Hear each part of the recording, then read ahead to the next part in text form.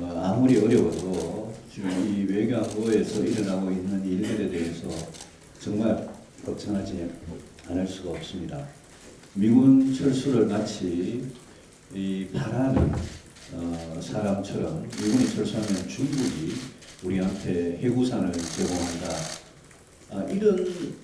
이런 생각을 어떻게 할 수가 있는지, 그것도 이런 사람이 통일외교안보 특보로 지금 앉아 있습니다. 제가 작년 3월에 청와대에서 문재인 대통령을 만나서 이 사람을 빨리 해임을 하라고 촉구를 했습니다만 아무런 답을 듣지 못하고 오늘까지 이렇게 와서 대통령 특보로부터 이런 이야기를 우리 국민들이 듣고 걱정을 하는 그런 세상이 되었습니다. 유재수 게이트라고 하는 이 비리 사건, 또 울산시장 선거를 둘러싼 이 청와대의 정치 공작, 선거 공작에 대해서 저는 이 문제에 대해서 문재인 대통령께서 분명히 입장을 밝혀주길 바랍니다. 우리 당이 여기에 대해서 국정조사 요구를 한 것은 너무나 당연한 겁니다. 나는 이 국정조사 요구에 대해서 민주당이나 뭐 이런 데서 전혀 지금 답을 하지 않고 있는 상황입니다. 만약 대통령이 이 유재수 사건과 또 황운하 사건, 이 사건들에 대해서 대통령이 사전에 알고 있었는데 이거를 막지 못했거나, 아니면 사후에 보고를 받았는데 시정하지 못했거나, 아니면 심지어 대통령이 만약 지시하고 관여했다면 이거는 대통령의 법적인 책임에 해당하는 문제임을 저는 분명히 밝힙니다. 지금 국민이 믿을 것은 윤석열 검찰밖에 없습니다. 저는 윤석열 검찰, 이 지금 검찰에 이 수사하는 검사들이 여러 가지 압박을 받고 있고 심적인 고통이 굉장히 크리라고 생각합니다만, 이 사건에 대해서 정말 살아있는 권력에 성역 없는 수사를 해주고 끝까지 진실을 밝히고, 특히 대통령과 권력 최고 정점에 있는 사람들의 법률적인 책임에 대해서 검찰이 분명히 밝혀야 한다는 점을 강조합니다.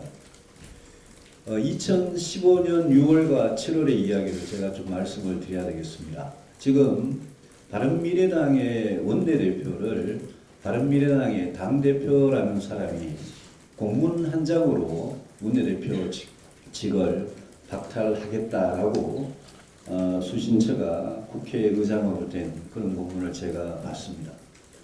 자유한국당에서는 최고위원회의에서 원내대표의 임기를 좌지우지하는 일이 발생했습니다. 지금 대한민국의 대표적인 두 야당에서 이 원내대표라는 이 문제에 대해서 한 정당에서는 당대표가 공문 한 장 달랑 보내가지고 국회의장한테 원내대표직을 박탈하겠다 이러고, 또 다른 야당에서는 최고위원회의에서 원내대표의 임기 연장 여부에 대해서 거부하는 이런 일들이 있었습니다. 2015년 6월 25일 날 박근혜 당시 대통령께서 권력이 시퍼렇게 살아있을 때 제가 새누리당 원내대표를 할 때 이 새누리당 원내대표를 아주 거칠게 공격을 했습니다. 대통령께서 그렇게 말씀을 하시니 소위 당시에 친박이라는 사람들이 날이면 날마다 저보고 원내대표 자리를 그만두라고 공격을 했습니다.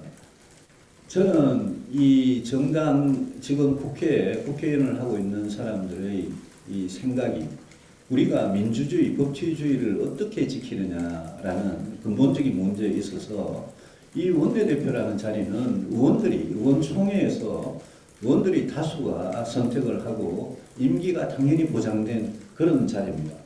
2015년 6월과 7월에 대통령과 정권 실세들이 아무리 물러나라 그래도 저는 의원총회에서 의원들이 뜻을 모아주지 않으면 절대 물러날 수 없다라고 이야기하면서 13일을 버텼고, 결국 의원총회에서 저에 대해서 사퇴 권고 결의안을 채택해서 의원들의 뜻이 걸면 제가 물러나겠다 그렇게 물러난 적이 있습니다. 지금 자유한국당과 바른미래당에서 일어나는 일들을 보면서 특히 우리 바른미래당의 경우에 공문 한 장으로 원내대표 직위를 박탈하겠다라고 하는 걸 보면서 이런 분이 과거에 민주화 운동을 했다는 게 도저히 믿기지가 않습니다. 이 문제에 대해서 오신환 원내대표께서 본인의 일이기 때문에 말씀하시기도 뭐 곤란한 점이 있겠습니다만 절대 이런 문제 가지고 흔들리지 말기를 당부드립니다. 12월 8일 날 매우 어려운 여건 속에서 저희들이 비장한 각오로 개혁적인 중도 보수 신당을 시작하는 그 첫 절차를 밟습니다. 중앙당 발기인 대회를 여는데 언론인들 여러분들께서 저희들 관심을 가져주시고 국민들께서 저희들이 취재를 알 수 있도록 적극 협조해 주시기를 부탁드립니다. 이상입니다.